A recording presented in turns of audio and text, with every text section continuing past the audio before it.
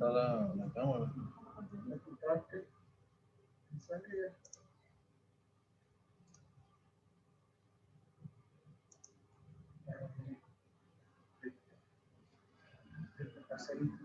Bueno, ya. Ok. Bueno, buenos días. Espero que estén bien, amigos. Bueno, vamos a hablar un poco sobre la efectividad de la dactiloscopia en los casos de usurpación de identidad llevados en la defensa pública, ¿no? Una iniciativa que tenemos acá para hacer esta clase virtual con los compañeros acá presentes y bueno, también tener un tema de discusión para hacer el debate académico acá, ¿no? Ilustrarnos, pues, porque inclusive cuando se trata de delito de usurpación de identidad, ya bueno, no solamente van a traer un solo objetivo, eso lo vamos a ver más adelante en el desarrollo del contenido, ¿no? Sin embargo, bueno, primeramente tenemos que establecer qué es una usurpación de identidad, y la usurpación de identidad no es más que otra que una suplantación, un apoderamiento de la identidad de una persona con un fin netamente fraudulento, ¿no? Y esa persona que está siendo usurpada va a tener un daño patrimonial, inclusive hasta social, ¿no? Bueno, obviamente penal, pero eso se tiene que esclarecer a través de las investigaciones. Sin embargo, la persona que vamos a llamarla de ahora en adelante usurpadora, el victimario, obviamente que va a asumir esa identidad que él suplantó para un fin específico, bien sea lucrativo, bien sea de su conveniencia para cometer algún hecho delictivo, ¿no? Entonces, bueno, como lo dice el concepto de la lámina, obviamente que la usurpación de identidad es la suplantación o el apoderamiento de la identidad de una persona, y este usurpador, este victimario va a estar obviamente identificándose de forma fraudulenta en un sitio, en un ente público, en una empresa privada o en la sociedad, pues. Entonces, bueno, obviamente que el usurpador de identidad él tiene un fin específico y es netamente, no va a ser solo el delito, o sea, no tiene sentido usurpar una identidad con nada más para tener otro nombre, ¿no? Sino que la usurpación de identidad viene con otro, exacto, tiene un fin común y es lo que llaman delito conexo contra el patrimonio económico. Por ejemplo, cuando el usurpador lo hace con el fin de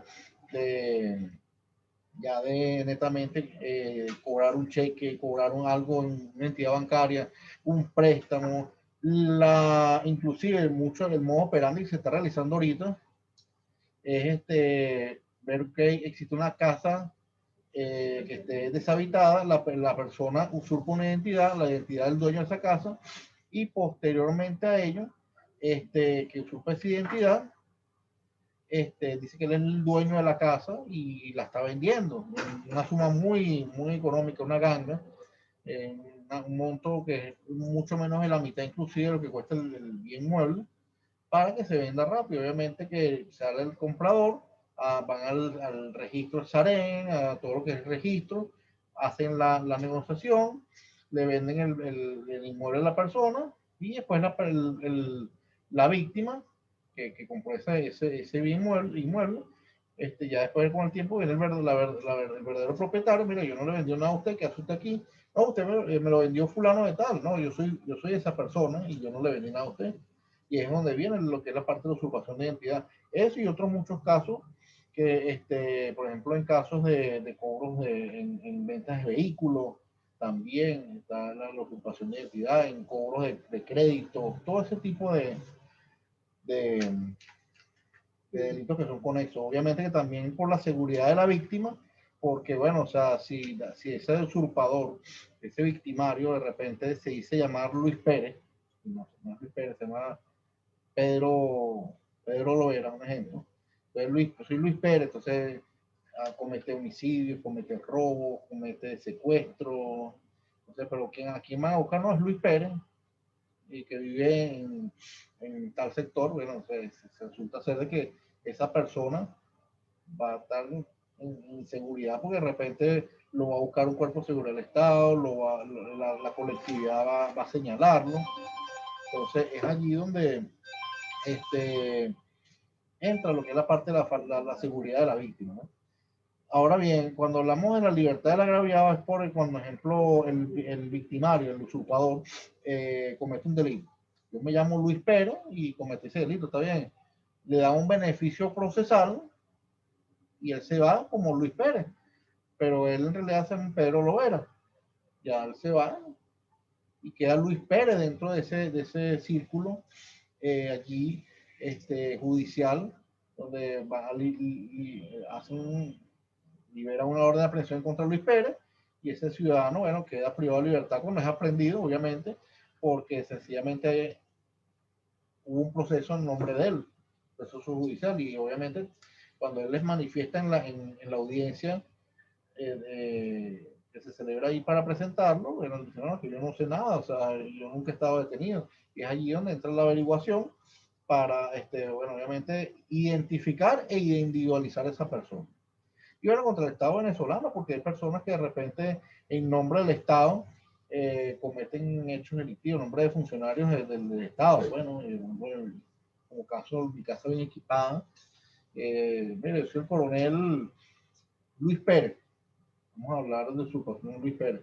Yo soy el coronel Luis Pérez y bueno, sencillamente, yo le voy a, en nombre del Estado, yo le voy a adjudicar, le voy a asignar unos equipos, mi casa bien equipada, pero tiene que cancelarme primero una cuenta, la cantidad de $50 para poder dar la planilla para que usted pues cancele con cómodas cuotas, ¿no? Y viene lo que es el engaño y el fraude, ¿no? Pero viene lo que es la parte de fraude, estafa. Claro, y donde caen también los vehículos también. Ah, no, claro, eso fue mencionado allí, pues eso fue mencionado en la primera parte, claro, sí. Entonces, bueno, eso para dejar en claro, el delito de usurpación de identidad nunca va a venir solo, siempre viene con un delito conexo allí. Lo que pasa es que hay veces que aprenden al ciudadano con una cédula falsa o lo que se llama en el argot policial chapa o montaje, y entonces cuando el funcionario policial detecta esa cédula falsa, solamente se constituye el delito de presunta usurpación de identidad. Bueno, disculpe que lo interrumpa, ahí donde viene que lo usa más el delincuente cuando dice que está chapeado. ¿Por qué? Porque más que toda esa persona, lo más seguro que tiene el registro policial, está solicitado y entonces tiene la obtención de la otra cédula, como dice, verifica Roldán Duque no tiene nada, pero él se llama Pedro Pérez lo verifica el sistema CIPOL y tiene delito y está solicitado. Exacto. Pero cuando verifican a Roldán Duque. Exacto. No tiene nada. Es más que todo lo usa el chapeado para eso. También lo usa. Esa es otra modalidad, pues. Son varias modalidades que existen. Delitos conexos, pues, de la usurpación de identidad. Entonces, bueno, obviamente que las diligencias de rutina para la investigación de este tipo de delitos, obviamente que el pesquisa policial ya debe primeramente, al momento de la aprehensión de este individuo, o si se conoce el caso de usurpación de identidad, lo primero que tiene que hacer es obviamente tratar de establecer la identidad de esta persona. Como bueno, si ya está prendida, bueno, obviamente tomarle una reseña de dactilar, enviarla al SAIME para, bueno, y ahí estableciendo la identidad de este sujeto, bueno, ya hacer un interrogatorio, buscar testigos presenciales o referenciales dependiendo de las víctimas de esta persona que estaba allí también. Y bueno, obviamente que debe existir una persona que es la víctima de este delito, de que hizo la persona prendida, y obviamente que también hay que ubicar a esa persona, y en caso tal dependiendo del modo operandi del delito, por ejemplo, aprendieron a este ciudadano con la cédula falsa, obviamente que hay que buscar al verdadero sujeto para tomarle también una impresión dactilar para poder identificar a esta persona y ya ir individualizando, que es el tema que vamos ahorita a mencionar, que es la parte más importante, que es la actuación principal en este tipo de delitos, que es la parte de la dactiloscopia, ¿no? Entonces, muy importante eso allí para lo que es la parte de las diligencias, porque hay varias diligencias, testigos presenciales, obviamente si el delito fue cometido en una notaría en Sarén, hay que buscar los datos fílmicos, los registros de firma, obviamente la parte dactiloscópica, la parte de reseña dactilar, que esa es la que va a nosotros, la que nos va a ayudar a nosotros y la que vamos a tocar el tema ahorita. Muchas diligencias que pueden ser aportadas dentro de esta investigación de este tipo de delitos. El pesquisa va obviamente que dependiendo del modo operandi y del hecho, él va a ejecutar el tipo de diligencia acorde a lo que es la necesidad que tenga allí. Si la persona usurpada fue aprendida, y bueno, obviamente que está solicitado, bueno, también hay que hacer una serie de diligencias y la principal obviamente que es una experticia criminalística denominada dactiloscopia, que obviamente que es lo que vamos a ver a continuación. ¿De qué se trata la dactiloscopia? Es una disciplina que estudia los dibujos dactilares que se encuentran en la región distal de los dedos de la mano, como lo vemos en la imagen allí. Tenemos tres regiones del dedo de la mano, cada una dividida por los pliegues de flexión, y la región distal, que la tenemos acá, que es donde está enriquecida con todos los dibujos dactilares en este particular, ¿no? Para poder identificar a una persona. Obviamente que por lo general utilizan siempre son los dedos pulgares o los dedos índices para poder hacer el tipo de registro o negociación o documento privado para este tipo de procedimientos o de delitos de fraude en caso de venta de inmuebles, de vehículos, de solicitudes de crédito, e inclusive, por ejemplo, cuando la persona, el victimario, se hace pasar por Luis Pérez, siendo él Pedro, el nombre que hemos utilizado, Pedro, y entonces Pedro Lovera, y en ese punto álgido, cuando se llama Luis Pérez, él obviamente que cuando deja presentado en la audiencia de presentación para el imputado, valga la redundancia, él tiene que dejar sus dígitos pulgares allí, impresos en el folio final de la audiencia de presentación. Como lo vemos acá, en el material dubitado, que presenta la duda, allí lo vemos claramente, que es lo que es la parte de el documento que puso su impresión dactilar el sujeto usurpador. Allí él coloca una firma muy idéntica a la de la cédula y de la persona usurpada, y coloca su impresión dactilar. Por lo general, a veces ellos colocan todo su dedo allí, pero hay veces que colocan la parte de la región unguial, o sea, la punta del dedo, y es difícil identificar esos casos, ¿no? Hay que ver otros folios, hay que ver otra reseña donde la persona investigada haya dejado alguna marca, porque siempre hay un error y siempre hay un descuido por parte de este sujeto y de repente dejó una marca de dedo en otro documento que pueda identificarlo, ¿no? O copia de otro documento. De repente en el documento principal él colocó solamente la punta del dedo, que también puede ser estudiado, ¿no? Porque puede haber puntos característicos allí. Pero en copia de documento de repente se le olvidó, bueno, vamos a poner rápido, pues tenemos que irnos ya, y colocó su impresión dígito pulgar allí. Entonces, y tenemos el material indubitado que no presenta duda, que va a ser obviamente la reseña tomada a la víctima. Y obviamente bueno, yo sí soy Luis Pérez, aquí está mi reseña, y bueno, esa reseña se va a verificar al SAIME, al Servicio de Identificación de nosotros acá en Venezuela.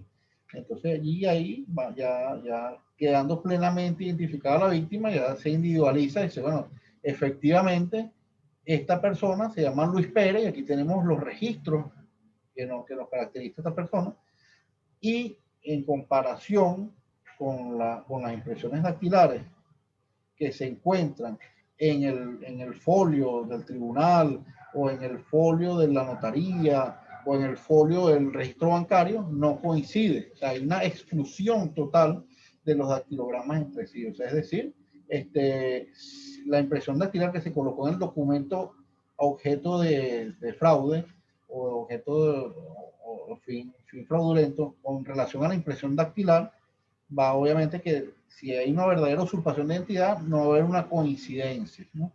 Ahí vemos en la gráfica, por ejemplo, que los procedimientos dactiloscópicos que se realizan allí, de manera obviamente de certeza, indubitable, son dos. El método tradicional, que es con una lupa dactilar, se verifica el dactilograma dubitado, o sea, el que presenta la duda, con las impresiones dactilares de la persona usurpada. Entonces allí es una técnica netamente de visualización y comparación por parte del experto o el perito. Y obviamente que existe también el método digital, que es a través de un sistema computarizado, que se escanean ambos dactilogramas, dubitado e indubitado, para poder entonces ya de una forma macroscópica, una forma macro, ya individualizar de manera digital, inclusive hacer un peritaje gráfico sobre las coincidencias o no coincidencias entre esos dactilogramas. Obviamente que hay casos, que eso lo vamos a poner un poquito más adelante, de que, bueno, hay personas que han dicho que han sido usurpadas y es falso, porque con la dactiloscopia se ha determinado que sí les corresponde esa identidad. Eso lo vamos a ver ahorita en lo que es la parte de la casuística, ¿no? Entonces, fíjense ustedes, los resultados de este tipo de procedimientos deben estar fundamentados en un informe técnico, un informe netamente pericial o una experticia, y ese informe debe tener ciertas características, como la determinación, porque es una prueba determinante. Él excluye o incluye a esa persona en el proceso, si corresponden los dactilogramas entre sí o no corresponden. O sea, es individualizante, como lo dice la última característica, y es objetiva. ¿Es o no es? Pero no es un tal vez, puede ser, no. Es la persona que colocó la impresión, no es la persona, no es el dedo que está allí, es excluyente allí. De todas maneras, claro, todo tiene que estar objetivamente fundamentado con cuántos puntos característicos individualizó ese perito o ese experto de esas dactilogramas entre sí, ¿no? Y bueno, ya para ir finalizando, lo que es la parte de la casuística, por ejemplo, acá en la defensa pública, en mis años de experiencia que tengo acá, por ejemplo, la parte de lo que yo bauticé o se bautizó aquí en Daja, los casos Caín y Abel, que son los hermanos que usurpan a sus otros hermanos para ellos tener un fin en común. Por ejemplo, nos tocó un caso fuera de Caracas, donde en el estado de Yaracuy, donde había un ciudadano que le tomó la cédula al hermano de él y cayó prendido por robo. Le da un beneficio cautelar. Cuando sale de la cárcel, lo matan, retienen el homicidio allí. Y obviamente, bueno, el hermano está por la calle y resulta ser que cuando hay un control policial, lo aprende porque estaba solicitado y él no sabía nada de nada. Y obviamente que después tenía que operizarse, hizo el traslado para allá, en su oportunidad, claro, ¿no? Y se tomaron las impresiones dactilares del defendido, se buscaron los registros del SAIME, de tanto del occiso, del hermano fallecido, como del hermano usurpado. Y se compararon las impresiones dactilares con el folio de la audiencia de presentación para el imputado, y obviamente que le correspondía la impresión dactilar al hermano fallecido, que obviamente tenía otro nombre, no era el mismo, y la persona que estaba aprendida por la solicitud era totalmente, no había ninguno de los dactilogramas de la reseña correspondía con el folio que estaba allí. Entonces, un caso totalmente excluyente, y esa persona obviamente que quedó en libertad, pues, gracias a esa actuación que tuvo allí por parte de la defensa pública, por la predicación. En muchos casos de usurpaciones de identidad de ese tipo, casos como por ejemplo, para cobrar los casos que le dije, el de mi casa bien equipada, soy el general Luis Pérez, soy el presidente de entrega y del control y calidad del registro de mi casa bien equipada, usted salió seleccionada, aquí están mis credenciales, mire, yo soy coronel, y bueno, solamente tenía que abonar $50 para la obtención de la planilla y el derecho al crédito. Muchos casos de eso, muchos casos de vivienda, y bueno, casos de, como lo dijo el compañero Roldán, que están solicitados por algún delito, con su verdadera identidad, entonces adoptan, se apoderan de esa identidad de otra persona para estar en la calle, mira, yo, y con una cédula totalmente falsificada, o como se llama en el argot policial, una chapa, mira, yo soy fulano de tal. Y bueno, obviamente que el funcionario tiene que tener la pericia para tratar de identificar a ese sujeto, tomarle una impresión dactilar a ese sujeto y compararla con la de la cédula, verificar. Bueno, hay muchas técnicas allí para eso, ¿no? Entonces, bueno, muchas partes de eso con relación a la parte de usurpación de identidad, que es un tema muy delicado, aunque parezca sencilla la usurpación de identidad. Entonces, bueno, tratar de evitar esta suplantación de identidad, no extraviando documentos personales, no prestando tampoco sus datos si ustedes lo llaman por casualidad. Mira, se llama el banco, el Banesco, usted es Luis Pérez, cédula 005. Lleva un momento, si usted me está llamando el Banesco, tienen que saber mis datos.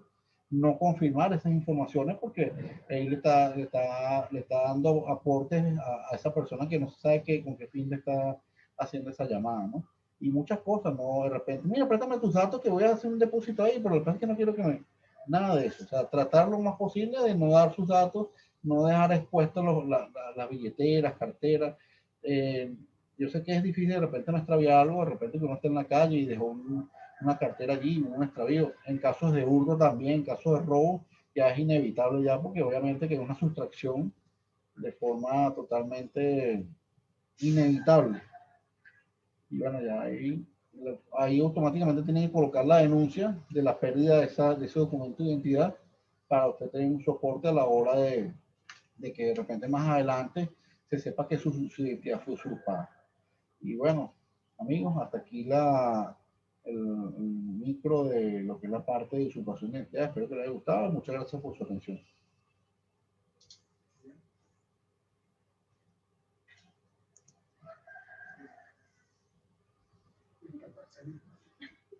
¿Cómo se ve para...? Eso utilizan mucho los estafadores, ¿oyeron? Los estafadores utilizan mucho eso. Para, como dice, casa bien equipada, los vehículos. Exclusión. Recuerda que aquí son dos identidades. Son idénticos. Ellos se chapean. No, estos son dos hombres. Este es individualización. Desconoce, hay una vez ¿Cómo tú individualizas uno del otro? Ponte tú que esté matado a una gente allá, pero este es inocente. Y lo culpan a esto. Tú tienes que individualizarlo. Y en el caso de Caín tiene que ver una usurpación. Claro, porque está el hermano bueno y el hermano malo. Cualquier cuerpo de policía de cédula. La historia de Caín y Abel. Claro. Génesis. Entonces, el caso que hay a ver es que el hermano malo usurpó el bueno, la identidad de él. El usurpa lo que hace es asesinarlo. Asesina. Pero digo que hay a ver por lo malo que es, pues el hermano malo y el hermano bueno. ¿Cómo que se llama esto? La computación es muy avanzada. Hay programas es homicidio, no usurpación. Hay un caso en la Biblia que sí es usurpación, que cuando uno de ellos vende su primogenitura por una taza de arroz. Y entonces se aprovecha del papá que está ciego cuando lo va a bendecir, que le va a dar la dote y todo eso. Y como uno de ellos era lampiño y el otro era velludo, entonces vino y agarró y se puso los vellos de un animal. Y puso las manos así para que el hermano lo tocara. Como vio que era velludo, pensó que era el primer hermano. Entonces lo bendijo. Entonces, después que lo bendijo, el otro hermano vino para que lo bendijera. Y cuando le dijo, bueno, pero si yo te bendijo, yo te bendecí. Entonces le dice, no, eso no fue mi padre. Entonces el papá se da cuenta que fue el otro hermano que usurpó la identidad de él. O solicitado. ¿Cómo se llama? Siempre los delincuentes. Así que buscarlo y no me acuerdo. Pero parece que cuando el funcionario le revisa a la persona y le encuentra varios, ay, este es un estafador. O estafador o solicitado y que está chapeado. La Cuando reunión. no debería ser una persona por eso. Y lo hacen. Claro, hay muchos programas que todavía rehacen la cédula. Claro, sí. ¿Quién dice que no? Y ustedes tienen dudas, Génesis Flores. Génesis Nacional. Pues sí, pero ahorita la computación todo lo hace. Date cuenta ahorita por el INTT, los títulos.